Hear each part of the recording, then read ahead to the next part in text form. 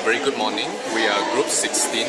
My name is Darian Raja, matrix number 180673. We'll be talking about our practical, which is on the topic of manipulating small volumes and laboratory buffers.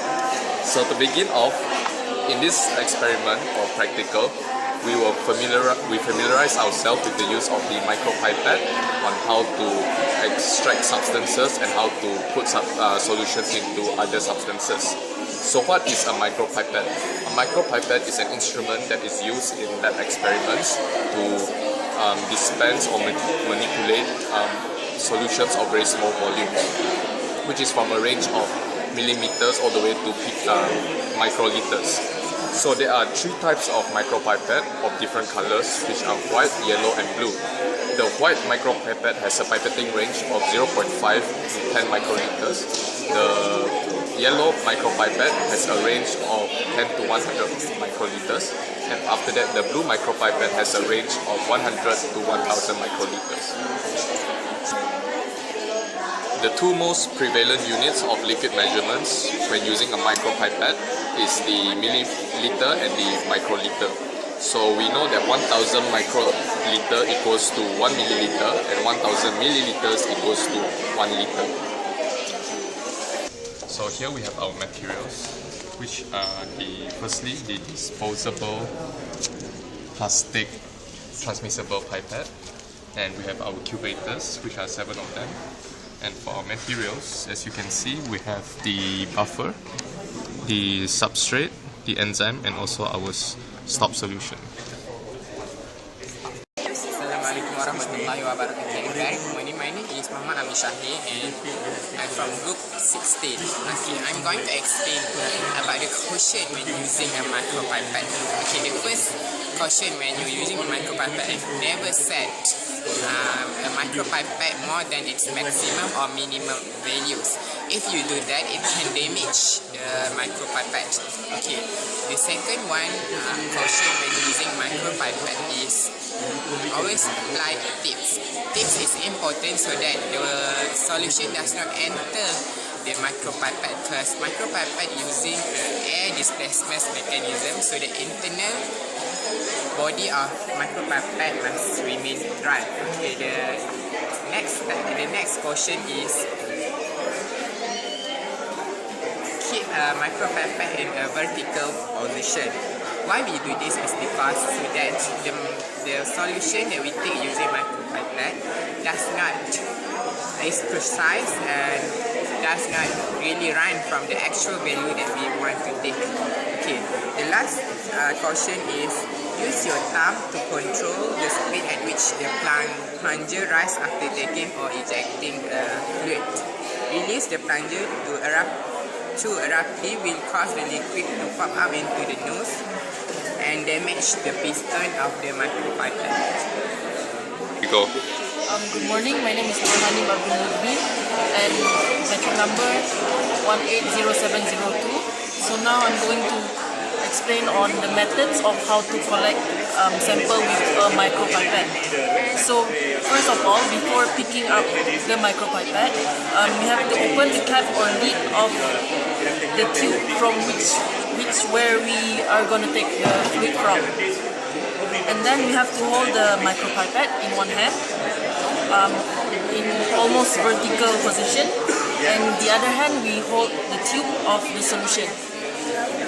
Next, we depress the plunger of the micropipette to the first stop and hold it in with the almost vertical position. And after that, we dip the tip of the micropipette in the solution to be pipetted. And lastly is to draw the fluid into the tip by slowly releasing the plunger. Thank you. Hello, my name is Ifa Laila binti Farhadi and my matrix number is 180633. So now I am going to explain to you how to expel a sample from a micropipette. Okay, so at this point, you are holding a micropipette with a solution inside the plastic tube. So make sure to hold it in a vertical way. So before you inject the sample into the tube, you need to open the cap or lid of the tube by your other hand, or you can ask your friend to do this for you. Okay, so the next is you have to hold the micropipette in one hand and the tube on the other hand. And by doing this, you have to make sure that both of this is at the eye level. Okay, the next thing is touch the micropipette tip to the inside wall of the reaction tube into which you want to expel the sample. By doing this, you actually create a tiny surface tension effect which helps parts fluid out of the tip. Okay, at this point, you have to slowly push down the plunger at the first stop and then continue to the second stop to expel the last bit of fluid. And at this time, you keep to hold the plunger in this position. So the next step is you need to remove the plunger outside of the tube. You need to remember that at this time you have to keep the plunger at the position which you're still not. And then you slowly remove the pipette out of the tube and keeping the plunger pushed down. This is to avoid sucking and liquid back to the tip. And then to eject the tip, you just depress the grab button on the top of the pipette. And we need to always remember that we need to change tips for each new reagent, and for each new reagent you need the pipette. Here you go. Hello, my name is Tango Jiaying and my matrix number is 180613, and I'm going to introduce you PBS. PBS, or as known as phosphate buffered saline solution, is widely used in biological research. It is a salty solution containing potassium chloride, sodium chloride, potassium dihydrogen phosphate, and sodium hydrogen phosphate. It is used to maintain the constant pH and excess conditioning. It is widely used to rinse off the container containing cells and also to be used to dry the biomolecules. Thank you. A very good morning. I'm Ho Kai Kong, the matrix number 17019, and I'm here to discuss about how to calculate the question of our first experiment. Okay, first of all, we have to calculate how to prepare 3 molar of potassium chloride in 100 milliliter. So how to calculate it? First, we have to use this formula, which is the number of mole equals to molarity, which is the concentration times with the volume and over 1000. This formula can be used when the volume is in milliliter. So here we need 3 molar of the potassium chloride in 100 milliliter. So we will get 0.3 mole of the potassium chloride. It means that in this solution we need 0.3 mole potassium chloride in it. So how to calculate the mass of the potassium chloride required? Okay, so we have to use this formula, which is the number of mole times with its molecular weight.